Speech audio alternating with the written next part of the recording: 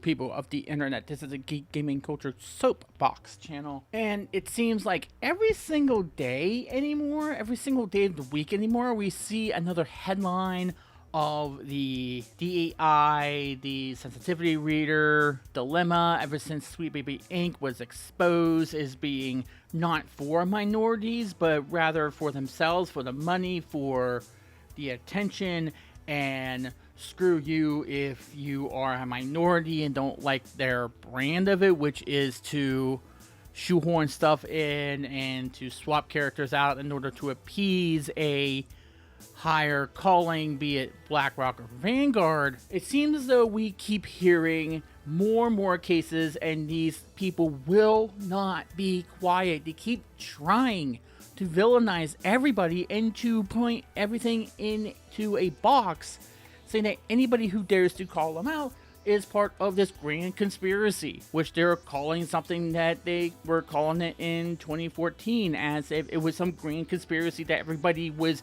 colluding with one another, whereas the other side is the one doing it. The media was one who interjected the name. Gamers did not do that, but they keep trying to pretend like they are on the moral high ground. They keep trying to think that it is us, the gamers, who are against diversity, who are against all that other stuff, when they've shown their true colors time and time again. And I'm not talking about, just whites are being excluded. I'm talking about blacks being excluded, homosexuality is being excluded, transsexuals are being excluded from these people who think that are a little more than a checkmark, than a slogan, than a motto, than a mascot for them in order to make money for their higher callings. So I don't get why they keep trying it and why the media isn't calling them out. And through it all, the only real thing they have to do is just acknowledge that it was just one person who created a Steam curator list. And it was Chris Kindred alone, just him, just Sweet Baby Inc., no other person who decided that they wanted to call on their people to mass report the guy. Why? Because they dared to criticize them. And they used the guise, the veil of, we're fighting for you, the minorities. Now do what we say or else we're going to kick you out of our elitist group of people who don't really care about you. But it seems like every day we keep hearing about not just Sweet Baby Inc., but more people who are in on this, who are in on all of this stuff in order to get rid of just one guy, in order to get rid of maybe two guys, for you believe that they're trying to get after Mark Kern as well, who is on this case. And through it all, they have a hard time just telling us the truth. Instead, they villainize people. Why? Because no one in the big leagues is able to say anything. We keep seeing Kotaku throw interference time and time again, and then block anybody who dares to call them out, instead of just answering the claims, showing the true colors. We see people like TakeThat.org who are saying, hey, we're against all this. We're against people who are going after DEI, and be careful of those people when they are part of the problem. And now you're even seeing their so-called Twitch ambassadors throwing interference with them as well. I've seen that happen. But in all of this, there seems to be one particular game right now that they have been saying that it is the scourge right now, that it is promoting the wrong type of diversity. And that is Stellar Blade, the upcoming Bayonetta-like game developed by Skill Up for the PS5. This game, for some odd reason, is getting everybody up in the stir because it has a sexually titillating female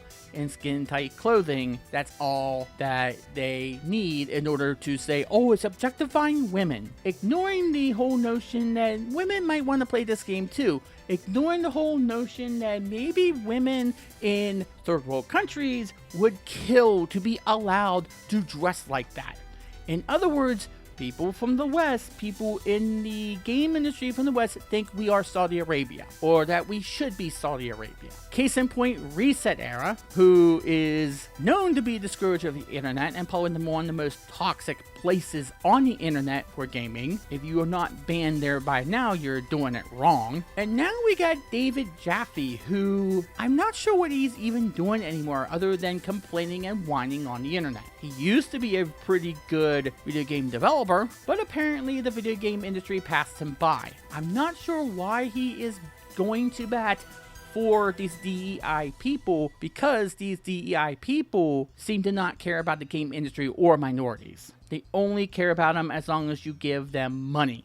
And the second you are no longer profitable to them, they will kick you to the curb like yesterday's garbage. But David Jaffe, along with some other people, are trying to dispel this whole suspicion that BlackRock is involved in all of this. So instead of just trying to hide, oh, well, they don't even exist, trying to pretend that no one's even bringing them up, they're trying to dispel that a connection is there. And if you know anything about BlackRock, the second you bring their name into it, you have a big red target on your chest.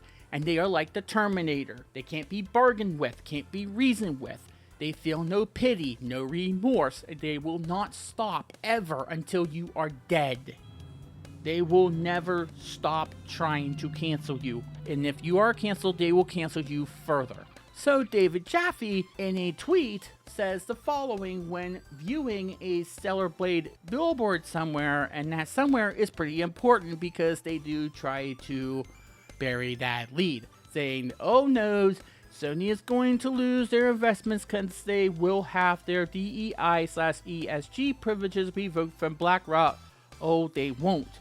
You mean it was never proven Sony got investments for DEI scores? But the name too, you guys.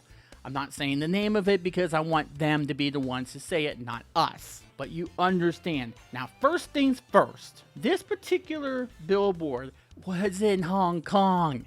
DEI, ESG is a US-centric thing. Maybe Japan if you want to believe what's going on with Capcom right now, or Square Enix. But it's not as prevalent as it is here in the United States, or maybe in Canada where Sweet Baby Inc. is stationed at. So please spare me that. And people were very quick in order to point that out. Now, here's the second thing. What David Jaffe is not telling you is that ever since this game was announced, places like Reset Era, IGN France, they are going after this game. They are trying to smear this game just as much as they were trying to smear Hogwarts Legacy last year. Just as much as they were trying to do that. Only thing is that they don't have as many weapons as they did with Hogwarts Legacy with the J.K. Rowling stuff that was going on there. And they were lying tooth and nail about everything about that game. And they were trying to justify every single aspect of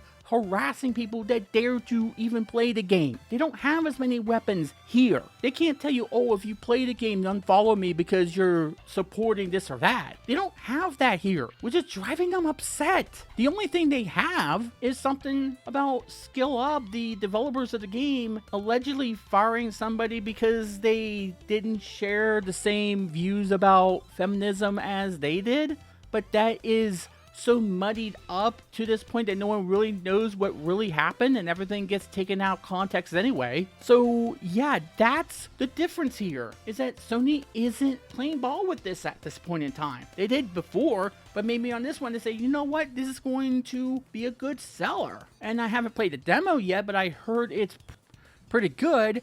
Not like a masterpiece or anything, and there's still a little bit of criticism it's getting, but it's not enough in order to become a deal breaker in any stretch of the imagination. So even if they did a boycott of this game, which I'm pretty sure Reset Era is going to try to do that, and they are already trying to do the whole dismissing sexism ban for people who dare in order to say anything good about the game, but we've seen it time and time again that that's what happens when you go against the grain of what BlackRock and Vanguard and these people want you to do. You get attacked and attacked and attacked by the people who have their marching orders. Make no mistake about it. Reset Era has their marching orders. That writer on IGN French had their marching orders. They probably got their orders even before anything even was known about the game, in order to try to amplify that whole thing about the person getting fired allegedly. They probably already had that talking point, that attack ready to go. So that's what David Jaffe is not telling you, is that, hey,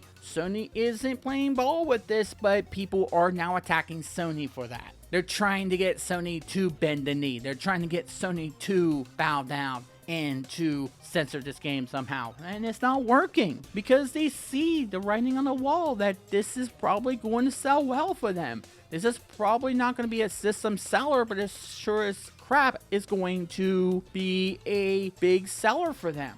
And they don't have hardly as many weapons in this situation as they did with Hogwarts Legacy. Heck, they're not even trying to censor the name Stellar Blade in this situation. They don't even have that to go on. With Hogwarts Legacy, they tried to censor them saying the name of it. It's like Voldemort. They couldn't say the name of it. They had to say the name That Wizard Game. They couldn't say the name Hogwarts Legacy. Or maybe they saw that, hey, it had the opposite effect last time. They can't do that here because they know that it's just going to have the Streisand effect. They can't do any of that this time. They can't harass streamers like they did. They would have no means, no basis as to a reason to do so. And it's driving them mad. So they're going on this, the whole DEI ESG, which, by the way, I don't think is prevalent in Hong Kong. You have all the stuff with China and how they censor everything, but that's the government, and we've been talking about that for some time, even though the media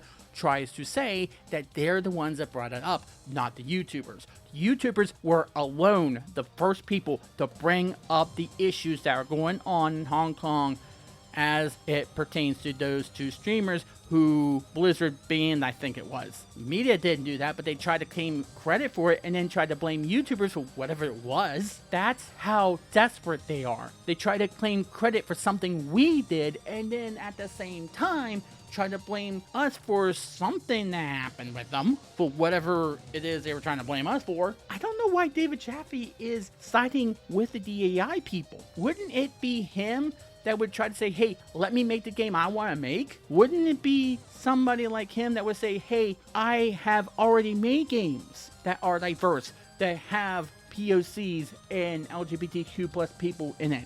I don't need your help to tell me that I have to do this or that in order to do that, because somehow what I'm doing is not enough. Instead, why is he signing with them? I don't know why he's signing with them. He's spent so many years in the game industry and has made so many good games. I'm not going to discredit his contributions, and I'm not saying he's a bad person. I'm not saying anything like that, but I'm saying on this, he's wrong here. Why is he signing with them? Why is anybody signing with them, for that matter? Like I said, these people are not fighting for you. If you are POC, if you are LGBT plus person, you should not be siding with these people like Sweet Baby Angel, whoever is in their ilk, because they're not fighting for you. They're not fighting for you. They are wanting your money and little else. The second that you are no longer giving them money or you are no longer profitable to them, they won't give two craps about you, and I can guarantee that. So why is David Jaffe against you guys by siding with these people? I don't understand it.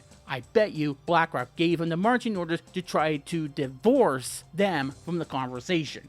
But they'll try to bring that other term, back into the conversation, because that's the only way they get clicks anymore. They're the ones that want that to come back, not gamers. If you think otherwise, then you have been brainwashed by these very people. Don't believe it for a second that gamers are not diverse, are not good people. There are bad apples in every group, but that doesn't mean that they spoil the entire bunch. Don't be brainwashed by this. Until next time, to be continued.